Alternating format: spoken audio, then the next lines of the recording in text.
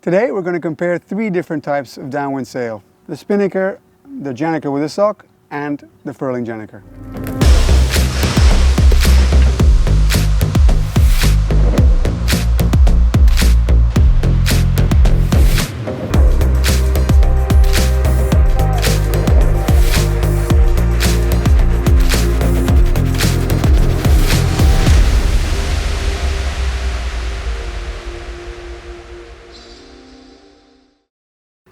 First, we'll take a look at the traditional Spinnaker. It's been around longest of all. It requires sheets, guys, a lengthy process to set it up with a Spinnaker pole, and it requires a fair number of experienced hands.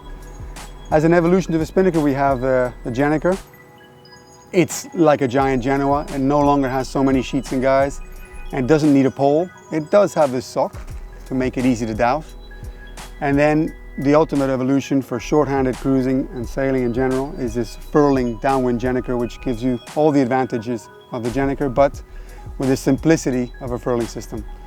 So the idea is to go out for a sail, take a look at all three systems and see what the pros and cons are, so you get an appreciation of what's easiest and what's best for you.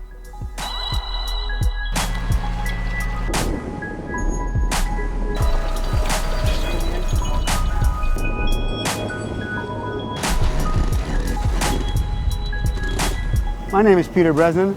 We're in the Bay of Palma. It's a lovely summer's day, 10 to 12 knots of wind, and I've been here for 15 years. I graduated from Southampton University in naval architecture, and I came and settled here as a sailmaker. Today we're on my father's Swan 441. She's a beautiful old 40-year-old girl.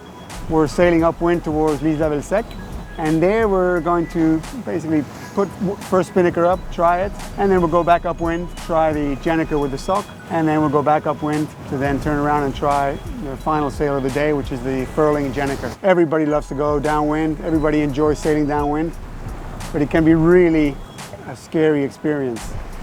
As we like to say, it can be heaven or hell. Lots of fun or really scary.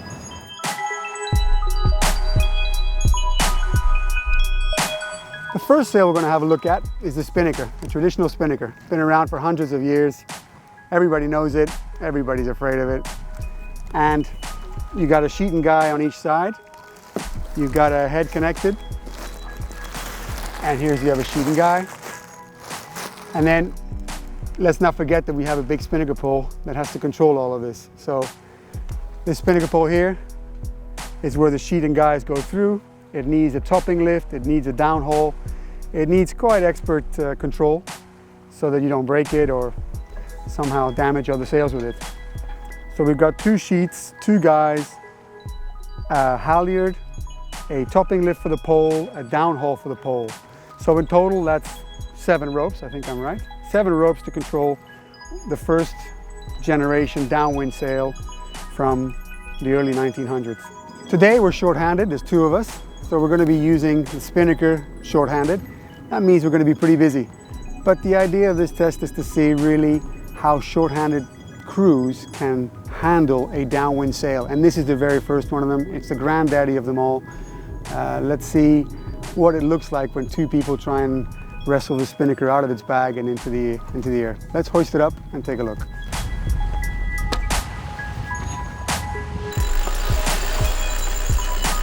Okay, hold it.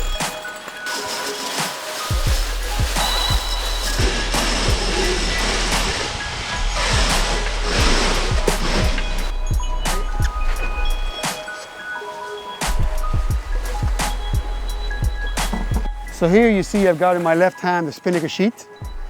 On my right I've got the guy that's controlling the pole. And I thought it's got the topping lift and the downhaul. So between 2 of us we're handling 4 ropes in order to take into consideration any wind changes or increase wind strength or wind angle changes. So quite a complicated little maneuver to hoist it and quite complicated to keep the sail full. It is powerful. So the Spinnaker has some big advantages. It's lightweight, no socks, no furling systems, nothing like that, but it does require experience and quite a few hands to deal with the sheets, the guys, the topping lifts, downhauls, etc. You can also project the Spinnaker using the pole more to the wind. So it is suitable for boats that are slow, where the apparent wind is close to the true wind and you're always going reasonably slowly downwind. Of course, all of this requires that somebody's helming the boat, and we are not. We're using the autopilot, and that's enabling us to handle 4 ropes between 2 of us. If you didn't have an autopilot, this would be even more complicated, and in some cases impossible. The next step, which is actually the hardest, is going to be to drop the spinnaker. How do we safely drop the spinnaker into the boat without it going in the sea and acting like a big net, or without damaging it? That's going to take quite a lot of practice if you've never done it before, and it really requires the team to be well orchestrated and well oiled so that nothing goes wrong in the process of dropping the sail. And that's the really, for me, the big downside of the spinnaker, is handling it when you want to get it away quite quickly.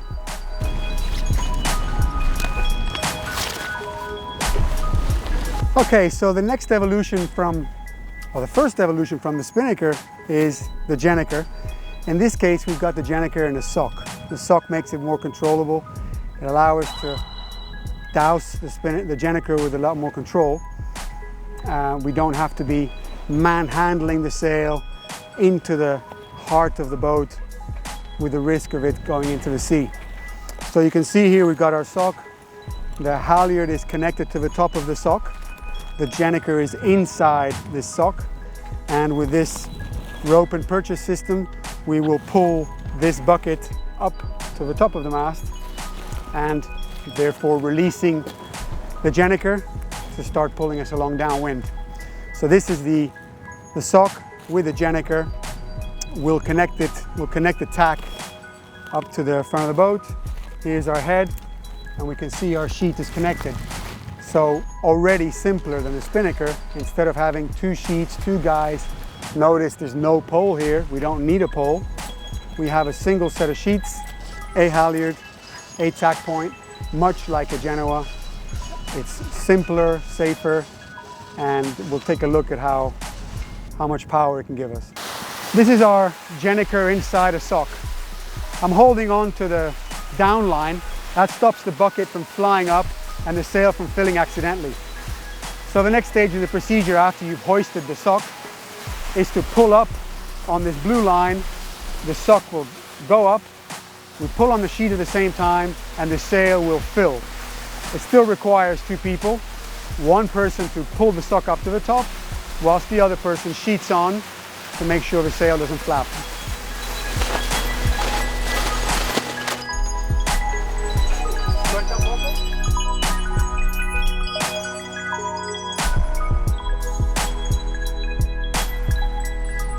So this is a big difference from the Spinnaker. I'm steering, I thought is trimming the single sheet. When we change angle, all we do is trim on or ease out. There's no pole to take into consideration. No downhole, no topping lift, no guy, no sheet, no tweaker. So straight away it's more relaxed sailing. We're still going deep downwind, 150 to 160 degrees. The boat is still quite quick, it's more manageable. And most importantly, if a big squall comes up, I can pull the sock down and get the sail safely stowed away. So this is a time where we're going to drop the Gennaker in its sock. And this is the beauty of this system.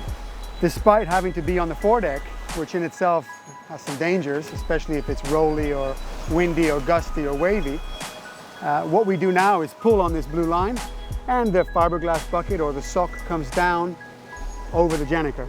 At the same time, our crew member has to be easing the sheet. And as he eases the sheet, I essentially swallow up the sail with the sock.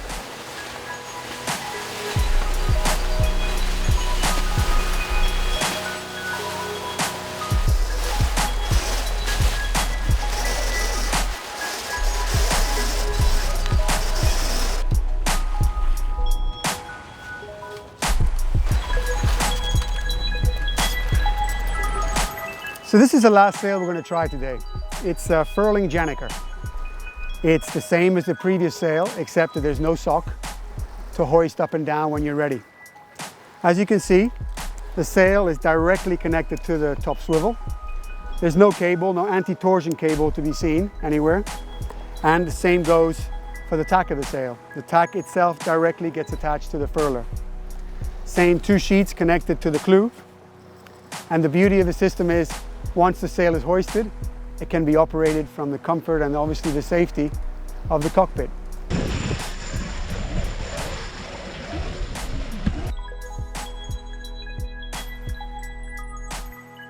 So now it's time to unfurl our Furling Janiker.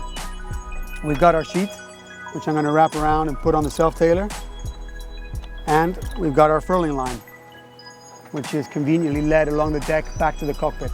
We're in the safety of the cockpit. I've got the controls here. All I need to do now is pull on the sheet, and I'll watch the furling line disappear as the sail opens and fills with the wind.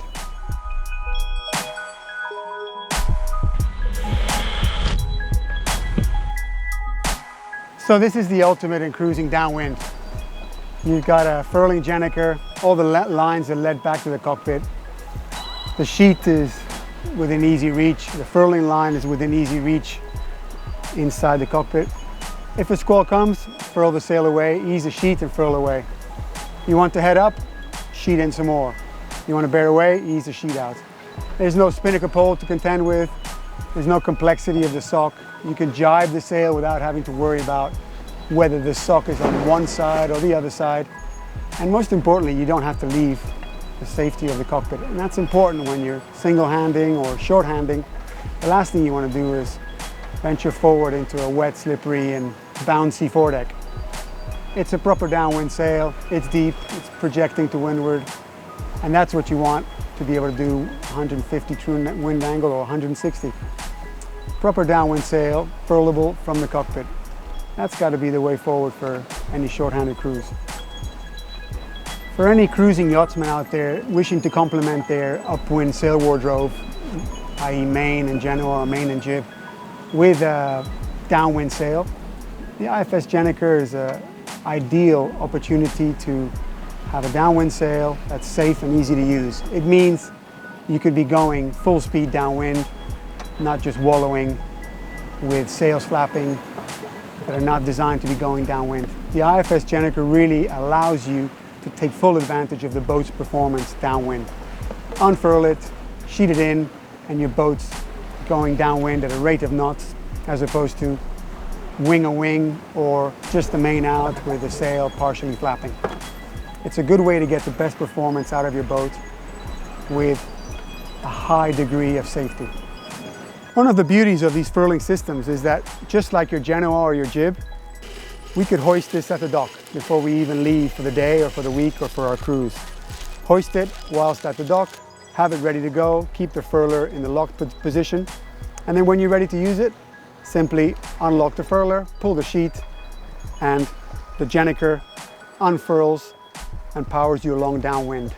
This is the latest generation in furling downwind sails without a cable, the same shape as a normal Gennaker to give you deep running angles. So the IFS Gennaker is now furled.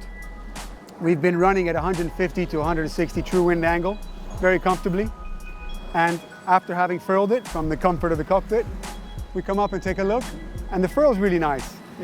It seems to furl easily, and that's what's important. There's no complication.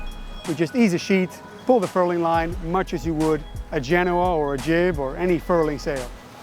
And the beauty of this system is that we can leave it up. There's no rush to get it down. The Spinnaker, there's a rush to get it down. We saw that because once you don't want to use it, you got to take it down. The Gennaker, inside the sock, well, once the sock was down, we needed to get that down too because it was flailing around in the wind. But this IFS Gennaker, the beauty of it is you can just leave it up.